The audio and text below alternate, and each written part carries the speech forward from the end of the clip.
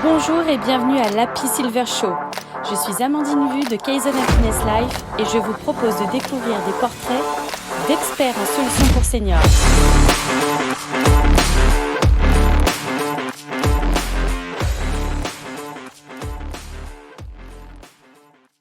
Bonjour Béatrice, ravie de t'accueillir juste ici. Donc je profite de cette invitation pour que tu nous expliques qui tu es, ce que tu proposes, sachant que ton domaine d'expertise est autour de la pouponthérapie.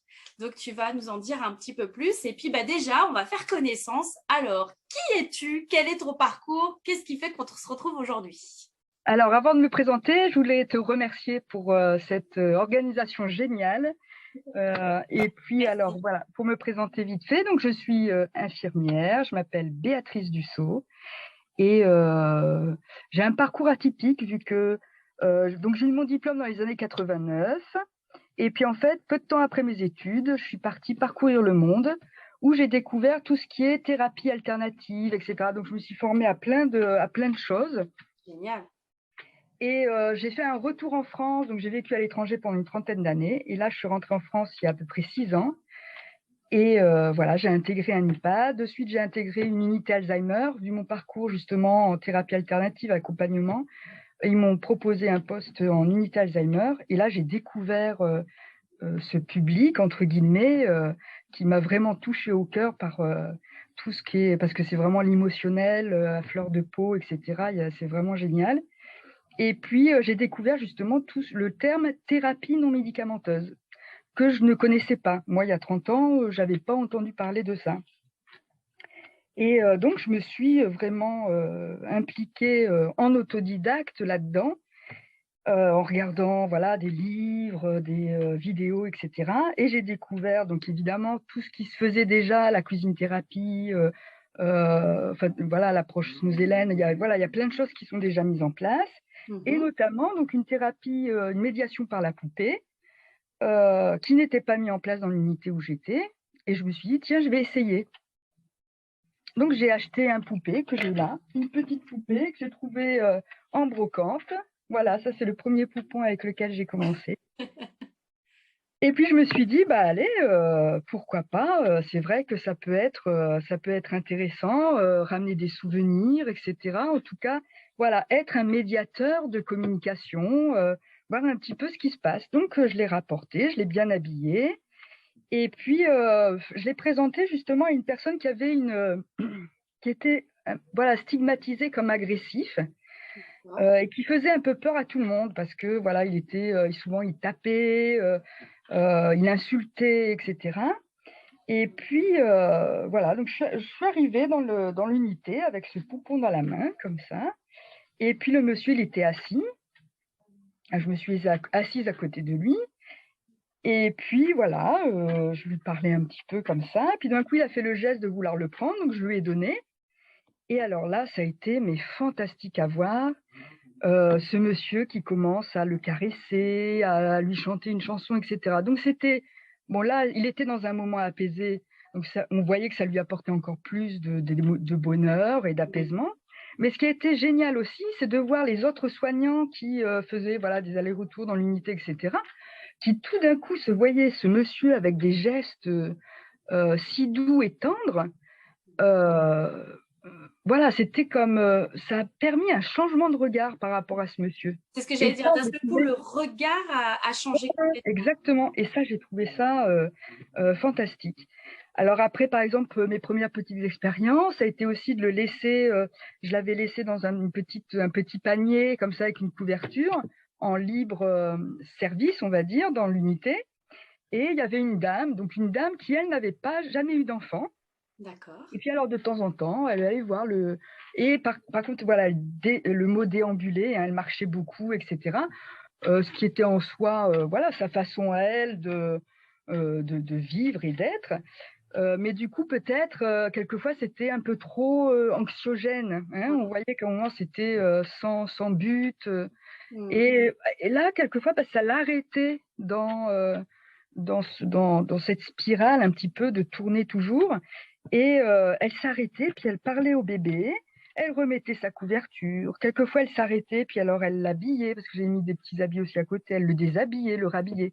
Enfin bref, ça permettait voilà, un petit moment de pause pour cette dame, et puis un petit moment de pause heureux, hein, puisque voilà, elle avait un échange avec ce poupon qui pour elle était a priori un vrai bébé.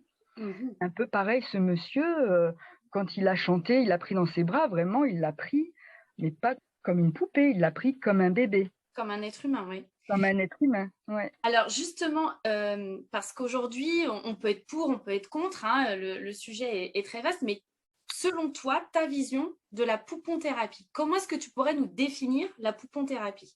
Qu'est-ce que toi, tu mets derrière ce terme? Alors moi, derrière ce terme, si tu veux, j'ai créé ce terme pouponthérapie pour justement bien signifier le cadre médical. Tout à fait. Parce que voilà, ce qui s'est passé, c'est que évidemment, donc moi, je voyais des effets positifs, etc. J'avais donc une ou deux collègues, puisqu'on n'est pas nombreux dans une unité Alzheimer, hein, une ou deux collègues qui étaient open avec ça et mais par contre, d'autres collègues qui, elles, comprenaient pas du tout le fait d'apporter une poupée. Elles trouvaient ça infantilisant. Oui, c'est pas, ils ont plus l'âge de jouer à la poupée, etc. Donc voilà, j'ai essayé d'expliquer que c'était pas de jouer à la poupée, c'était vraiment un médium de relationnel et de communication. Mais voilà, leur vision était comme ça. Et j'ai eu aussi donc une réflexion de ma hiérarchie qui m'a dit, mais Madame Dussault, est-ce que vous avez été formée? Est-ce qu'il y a des articles de recherche? Alors évidemment non, j'avais pas été formée, j'avais fait ça en autodidacte, comme des milliers, des millions de soignants dans le monde. Eh oui, Et des dents, hein, beaucoup d'aidants instinctivement le font. oui, on les oublie, mais oui. Voilà. Donc pas de formation, non. Et puis est-ce qu'il y a des effets indésirables, pardon. Ah ben je sais pas.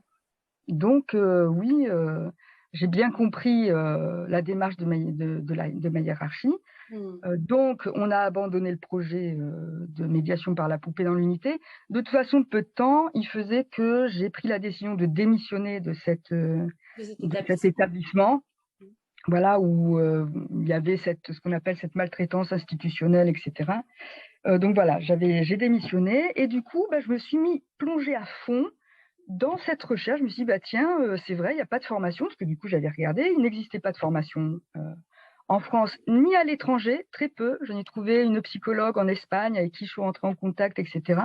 Mais très peu de formation. Et puis voilà, tout ce qui est articles de recherche.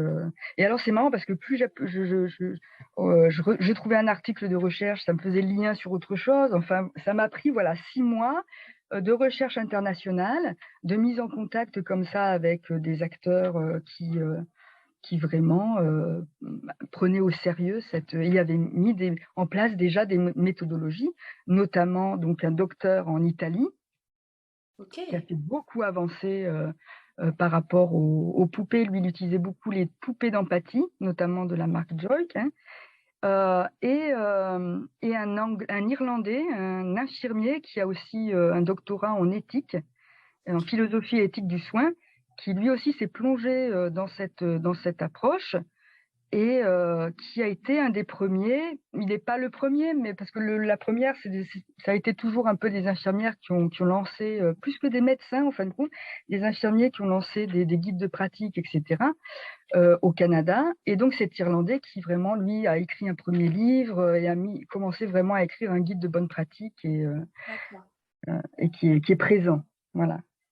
Alors justement, parce que quand on parle de pouponthérapie, alors il y a le terme poupon, mais finalement, là, on entend poupée d'empathie. Qu'est-ce qu'on peut avoir d'autre? Est-ce qu'on peut, parce qu'on sait qu'il y a les chats, chiens robotisés, il y a le fameux paro aussi, dont on a beaucoup Voilà. parlé il y a Ouais. quelques années. Donc au final, qu'est-ce qu'on peut retrouver aujourd'hui comme outil, hein, parce qu'il faut vraiment le voir comme un outil de Exactement, ce sont pouponthérapie? des Qu'est-ce qu'on outils de a? médiation. Ce sont des outils de médiation. Donc en fait, quand j'ai fait mes recherches, en fait, les premiers articles de recherche, c'était il y a 40 ans. Hein, D'accord. Ah oui.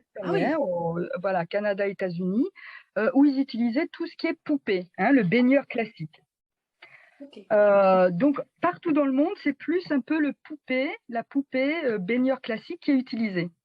Et en fait, dans les années 90, il y a une dame en Suède qui était thérapeute familiale et qui utilisait, donc, qui avait fabriqué des poupées en chiffon, en tissu, hein, en Oui, peluche, euh, donc pour accompagner les enfants, etc. Elle avait elle-même un enfant autiste. d'accord. Et en fait, une fois, elle a présenté cette poupée qu'elle avait fabriquée à son fils et elle a vu que ça lui a permis de suite une meilleure communication, une interaction qu'elle n'avait jamais eue avec un autre type de médium. Et donc, cette dame, ses poupées, c'est les poupées Joik. C'est les poupées. Moi, je me souviens la première fois que j'ai vu ces poupées, je me disais, mais qu'est-ce que c'est que ces poupées elles ont avec ces cheveux hein, comme Oui, ça. tout Là. à fait, oui. Bon, mais en fait, voilà, il y a d'autres marques qui font tout ce qui est poupées en peluche, etc. Mais cette dame, c'est elle qui a créé la marque Joik. Et en fait, c'est ce docteur italien qui, lui, a repris ces poupées pour l'accompagnement justement des personnes Alzheimer. Il a fait donc des études, etc. Donc, D'accord. pour répondre aussi au fait qu'il y a des études scientifiques qui ont été faites, etc., sur plein d'effets, vraiment la mise en lumière des effets Tout à fait, possibles, bénéfique, hein. Mais oui, oui, exactement oui. bénéfiques. Voilà, des effets indésirables aussi qu'il faut Oui, savoir. oui, oui, bien sûr. Et donc ensuite, il y a tout ce qui est... alors c'est pour ça qu'en Europe, en fait, est plus connue la poupée d'empathie. Hein. C'est elle qui a appelé, voilà, le terme poupée d'empathie, ça vient de cette dame. Voilà. D'accord. Mais en Et Europe, ils n'utilisent plus ça parce qu'en fait, après, c'est une question de marché, de commerce, de fabrication, etc. hmm, Voilà. Mais là, ils vont commencer à s'implanter au Canada, aux États-Unis, en Australie. Mais voilà, en Europe, c'est plus connu. Mais en Espagne, par exemple, c'est moins connu. Eux, ils continuent à utiliser la poupée. De toute façon, en fin de compte, c'est plus, je dirais, en fonction des goûts de la famille, des goûts du soignant, des goûts de la personne. Donc, en fin de compte, moi, ma recommandation, c'est vraiment d'avoir un panel. hmm. Voilà, de mettre ça dans un petit panier, un petit lit, voilà, un petit coin, et les mettre à disposition. Et puis, voilà, les personnes vont choisir. Tiens, il y en a qui vont préférer celle-là. Il y en a d'autres qui vont préférer les poupées baigneurs. Il y a même aussi, dans les années 90, est apparu les bébés reborn. Alors justement, c'est ce que j'allais te demander, les fameuses Voilà. poupées Reborn. Ouais, ouais. Ça, les poupées reborn. Donc, c'est une poupée, un baigneur, mais fait à la main par des artistes, etc. Donc, c'est ultra réaliste, c'est incroyable.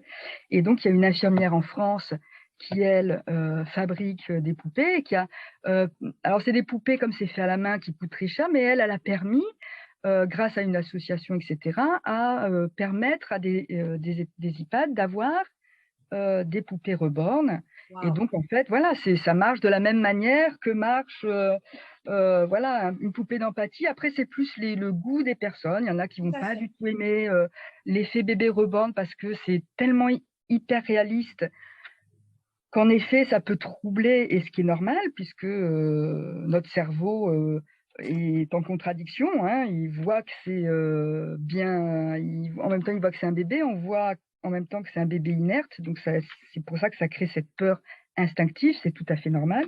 Hmm. Moi, je dirais aussi que sur le terrain, la problématique, c'est quand même des poupées qui coûtent très, très cher. Mais voilà, s'il y a des familles qui adorent ça et qui ont envie d'investir pour leurs aînés, voilà, pourquoi pas, Pourquoi pas, ouais, ouais, l'habit, etc. Voilà, il faut pas avoir. Après, c'est voilà, chacun. Et puis, moi, j'ai vu aussi des poupées horribles, horribles, alors, qui restaient mignonnes quand même, mais qui n'étaient pas forcément. Et puis voilà, qui marchait très bien. C'est vraiment, voilà, il y a pas de règles. c'est ça. Et Ouais. justement, pour tout ce qui est chat et chien, alors, toi, ton avis là-dessus Alors, chat et chien, justement, donc les peluches, pareil. Donc moi, j'ai appelé poupon thérapie, poupon justement dans le terme poupée, poupon, parce que c'est un terme neutre. tout à On fait. verra dans la présentation, euh, parce qu'en français, un poupon, c'est ou un vrai bébé ou une poupée. Donc, en fin de compte, si je dis à la personne, regardez le poupon, à un moment donné dans la conversation, je ne mens pas. Tout à Je fait. ne dis pas regardez mon vrai bébé ou regardez ma poupée. C'est la personne qui va choisir, elle, en fonction de son ressenti à elle, si elle le verra, elle, comme un vrai bébé ou comme une poupée. Ouais. Il y a des gens, même avec des gros troubles cognitifs, qui, quand on leur apporte la poupée, enfin, je vais dire le poupon, Ouais. mais je suis pas une petite fille, je vais pas jouer à la poupée. Et alors, ça veut pas dire que ça marche pas, la poupon-thérapie, dans ces cas-là. Ça veut juste dire que là, dans ce cas-là, son ressenti, elle le perçoit comme un vrai bébé, comme une vraie Comme poupée, une vraie comme poupée. ce que c'est. Mais ça n'empêche pas de dire, ah, et vous aviez une poupée quand vous avez donc parlé, par exemple, de la poupée qu'elle avait, par exemple, parler des habits. C'est pour ça que c'est bien, par exemple, de les habiller avec des beaux tricots d'antan. D'ailleurs, là, il y a une belle association qui fait des magnifiques tricots avec qui on est en relation et qui permet d'avoir aux EHPAD formés, d'avoir des beaux tricots faits main, etc., Superbe. comme faisaient nos grands-mères. Et voilà, tout ça, voilà, ça ajoute du beau, ça ajoute justement de la réminiscence. Cette génération était habituée à avoir du beau, hein, des choses Tout à bien fait. faites. Tout à fait. Voilà, il faut penser à tout ça en fin de compte, hein. Voilà, c'est ça, Mettre, c'est un peu une voilà, pelote de laine qu'on tire, et puis finalement, on se retrouve avec voilà, quelque chose de magnifique. Hein. C'est voilà. C'est génial. c'est plein de petits détails comme ça. Alors pour les peluches, donc voilà. Après, justement, par extension, la médiation par la poupée, donc la poupon-thérapie, par extension, peut être utilisé tout ce qui est aussi peluche sensitive, hein, comme par exemple ce magnifique chat qui est vraiment très doux, qui est une peluche que j'ai trouvée sur Internet, sur un site qui fait des peluches de très bonne qualité, mais en fin de compte peut très bien marcher la petite peluche de 5 euros, si c'est donné par exemple par la famille à une personne qui est très anxieuse, etc. Tiens, il peut y avoir comme un effet d'objet transitionnel et donc un apaisement de la personne, hein. Tout à fait. Voilà, donc pareil, après, c'est au choix de la famille et au choix de la personne de voir l'investissement qu'ils ont envie de faire, etc. Alors justement, quand on parle des personnes, ça s'adresse plutôt à quel type de seniors? Parce que alors on est voilà, nous on est sur le secteur de la gérontologie, hein, donc Ouais. parce qu'on sait que ça peut être sur d'autres publics, hein, faut pas l'oublier ce type d'outil. Mais là pour les seniors que nous on accompagne, alors ça s'adresserait plutôt à qui et au final quels avantages ça a aussi pour eux quoi d'utiliser ce. Donc, c'est utilisé donc pour les personnes qui ont des troubles cognitifs qu'on dit intermédiaires à sévères. D'accord. Euh, alors maintenant, ça peut être pour des personnes qui n'ont aucun trouble cognitif, pourquoi pas un jour faire une animation tiens, on va laver les poupées et les peluches de justement des personnes plus en difficulté, etc. Et donc, voilà, créer une animation par rapport à ça avec des personnes qui ont moins de troubles cognitifs, qui sont bien sûr volontaires, qui ont envie de le faire. Et puis, voilà, faire des petites baignoires. Et puis, tout le monde se met à laver les peluches, etc. Donc, en fin de compte, c'est aussi mettre le lien dans toute la résidence entre les personnes. Mais c'est vrai que par rapport à l'effet, surtout de ce qu'on appelle le phénomène d'attachement, Hmm. parce que il y a des objectifs de soins différents. Ça peut être donc pour faire diversion. Une personne qui est dans une crise voilà, qui est anxiogène pour lui et pour l'environnement, à crier, etc. Ça peut être un bon élément de diversion et d'apaisement vraiment de suite. Mais il y a aussi donc ce qui peut se passer aussi, c'est vraiment un phénomène d'attachement à la poupée ou à la peluche. Et donc là, c'est pareil, c'est expliqué par des études de recherche, etc. C'est le phénomène, la théorie de l'attachement. Hmm. Et en fait, c'est parce que ces personnes qui ont des troubles cognitifs, bien sûr sévères, se sentent complètement perdues dans leur environnement. Donc, ils ont leur besoin de sécurité qui est augmenté. Ils ont un très grand besoin de sécurité.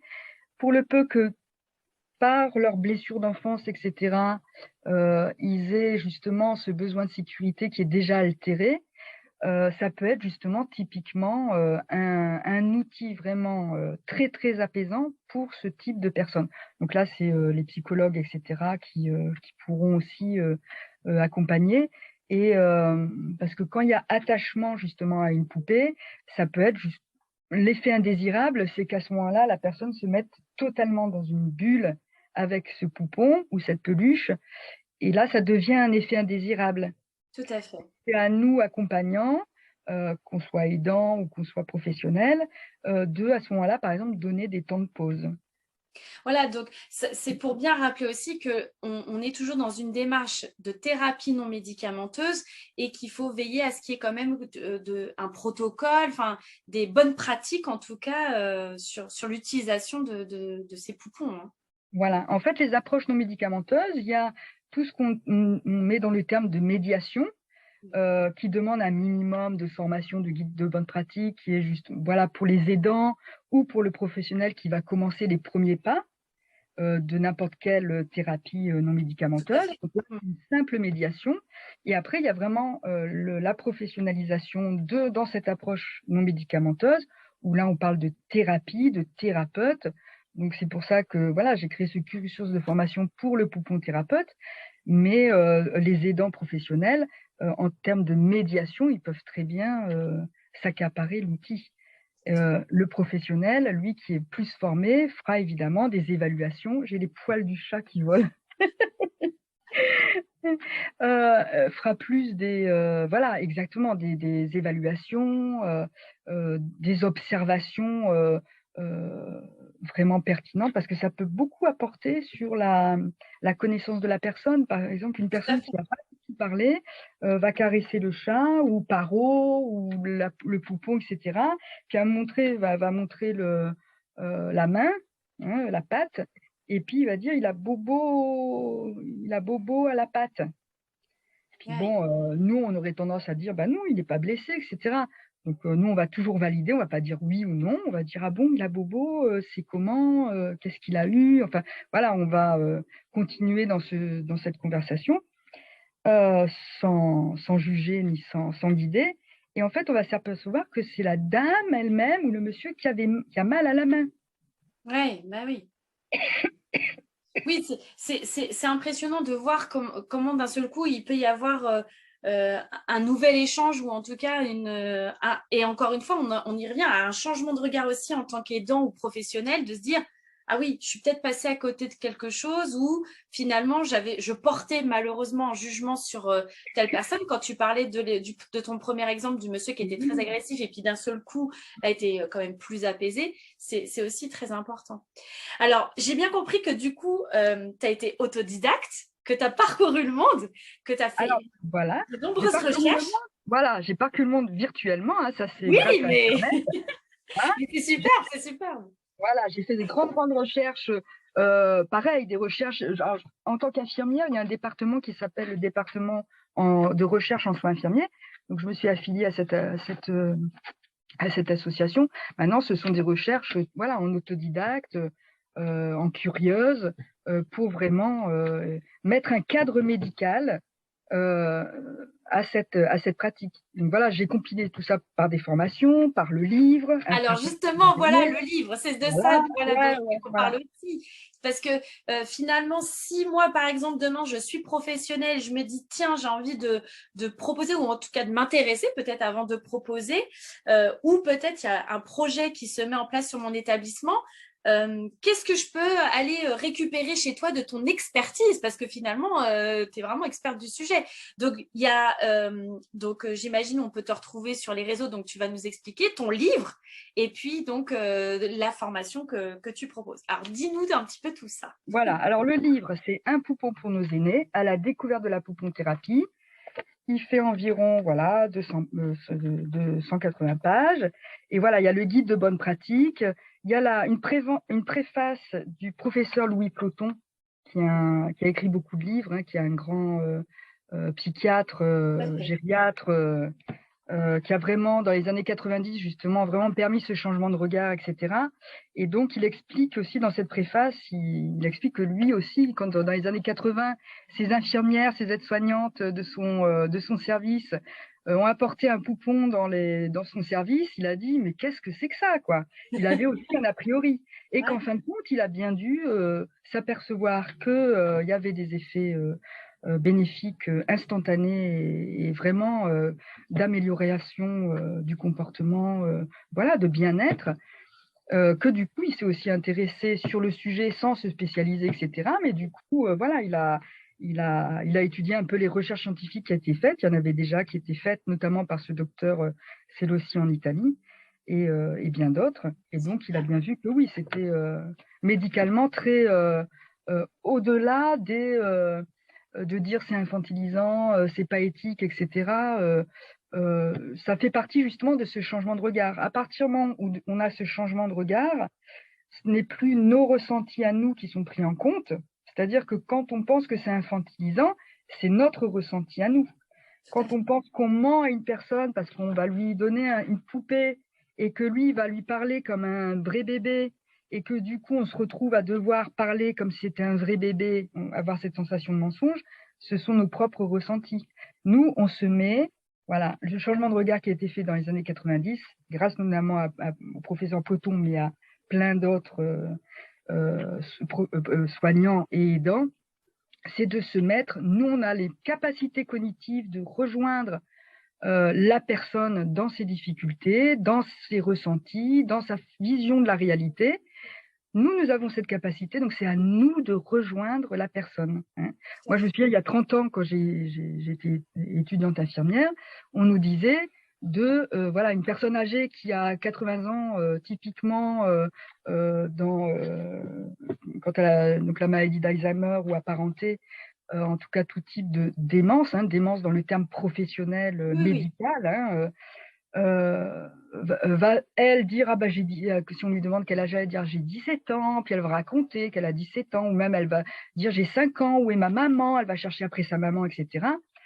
On va pas lui dire, mais regardez-vous dans une glace. Enfin, nous, à l'époque, c'est un peu ce qu'on nous disait, il faut qu'elle rejoigne la réalité. Donc, peut-être on la mettait, moi, j'ai pas fait ça, mais peut-être qu'on la mettait devant devant une glace en lui disant, il faut, mais regardez, vous voyez bien que vous êtes vieille, vous n'avez pas 5 ans. À ce moment-là, la dame est tombée en pleurs, etc. Bien Non, là sûr. maintenant, on sait bien que c'est à nous de rejoindre sa réalité parce qu'on appelle la validation. C'est un mode de communication où on va valider ce que dit la personne, Leur sans non, réalité. voilà, sans non plus mentir. Mais aux États-Unis, par exemple, il y a une professionnelle qui va jusqu'à dire de plonger dans leur réalité. En fin de compte, ce n'est pas mentir. Du moment que ça apporte de l'apaisement, etc., c'est ça notre but. Je veux dire, notre but, c'est d'apporter de l'apaisement, etc. C'est pas d'éduquer, c'est pas d'avoir raison, etc. Hein. Donc, Non, on revient bien sur le, voilà. comme tu dis, hein, sur le bien-être et voilà, Mm, de mm, prendre soin, hein, la valeur même, quoi. exactement. Ouais. Alors après tout ça, donc quels sont tes nouveaux projets? Vers quoi tu te lances? Voilà. Alors, nouveau projet. Nouveau projet. Donc là, tu me disais comment me suivre, Oui, etc., comment me retrouver. Donc là, oui. jusqu'à maintenant, justement, j'avais mis en place des formations. Donc, je faisais des formations en présentiel, des formations à distance, etc.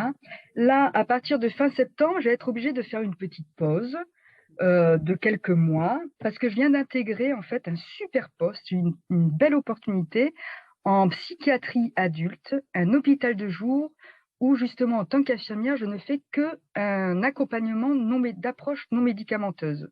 Waouh. Voilà, donc Alors déjà, félicitations, oui, bravo. oui, c'est génial. Ouais, ouais. Et donc c'est vraiment le poste que je cherchais. Et donc, en collaboration avec mes collègues infirmières, les médecins, etc., il y a évidemment un accompagnement médicamenteux, mais on est aussi toute une équipe où on va accompagner la personne dans une approche non médicamenteuse qu'on appelle aussi activité psychosociale, etc., qui va lui permettre de peut-être aussi diminuer sa prise de médicaments. Et puis voilà, c'est une approche globale et holistique de la personne. On met en place aussi des choses pour son environnement, etc. Enfin voilà, donc c'est génial. Du coup, voilà, là, ça fait presque 6 mois que je suis dans cette équipe. Et donc, je pense que c'est une aventure qui va durer longtemps. Et, Mais on te le souhaite. eh Je oui, te le oui. souhaite. Donc là, je vais faire une petite pause parce que du coup, Là, maintenant, je suis à plein temps. À un moment, j'avais fait 50%, 80% pour pouvoir continuer à faire des formations. Mais la dernière formation que j'ai faite, j'ai dû partir dans le Nord. Alors, c'était génial parce que j'ai retrouvé une superbe équipe. Et puis, ma région d'origine, c'était génial. Mais du coup, c'était pendant mes vacances. Et un des piliers du soignant, de l'accompagnant, c'est prendre soin de soi. Donc, je ne peux pas tout faire. Donc je fais une pause pour les formations en présentiel. En tout cas, sur ma page lapouponthérapie.com, là, il y a des contenus, par exemple les guides de bonne pratique, etc., pour les aidants ou les professionnels qui veulent commencer à mettre en place. La page Facebook, où je mets toujours des contenus, etc. Génial. J'ai créé aussi un groupe privé pour qu'on échange sur la pouponthérapie. Et ta question, c'était quoi? Oui, voilà les projets. Et l'année prochaine, on verra de quelle façon je peux reprendre des formations. En tout cas, ce ne sera pas en présentiel, ce ne sera pas possible, mais continuer mes formations en distance comme j'ai commencé, comme je fais. Et puis, il y a ton livre. Et puis, il y a mon livre. Voilà, alors le livre, c'est la 2e édition. Il me reste que quelques exemplaires. Super. Là, il est à 19 € sur mon site. Et pareil, je vais attendre l'année prochaine pour refaire la 3e édition. Peut-être en rajoutant, on m'a dit, il manque un peu de photos.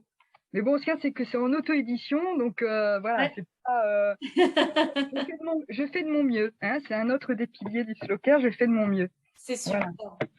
Alors justement, tu parles juste pour terminer, parce qu'on t'entend dire les piliers du Slow Care. Est-ce que tu peux nous en dire là quelques mots brièvement? Alors, Slow Care, en fait, c'est un mouvement que j'ai initié vraiment d'abord pour moi-même, puisque à ma démission, j'avais vu des choses vraiment, ce qu'on appelle la maltraitance institutionnelle. Je me suis dit, mais c'est pas possible. Alors, il doit y avoir des initiatives ailleurs, de choses où le soignant, la famille, la personne et voilà, dans un bon environnement, dans un bon encadrement, et surtout, me mettre en relation avec des professionnels, des familles qui étaient dans une démarche vraiment de gentillesse, voilà, tous ces mots un peu de gentillesse, de bienveillance, etc. Et donc, c'est par rapport aussi au mouvement slow qui invite alors pas vraiment ralentir, mais trouver le bon rythme. Parce qu'on va pas en slow care, donc prendre le temps de prendre soin.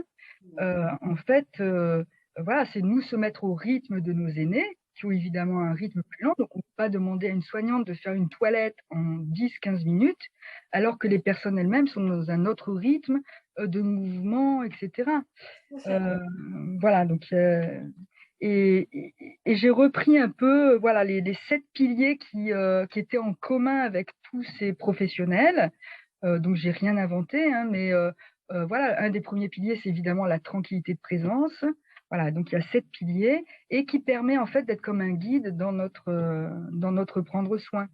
Et ça se veut aussi être un regroupement, un collectif où on peut justement se retrouver. Moi, c'est comme ça justement, ça m'a permis de te connaître aujourd'hui. Voilà. Et ça fait comme ça des petites graines où on se rend compte que les choses bougent et qu'il n'y a pas que du mauvais, il y a plein de merveilleuses personnes qui font plein de belles choses. Oui, bravo. Merci Béatrice, merci beaucoup.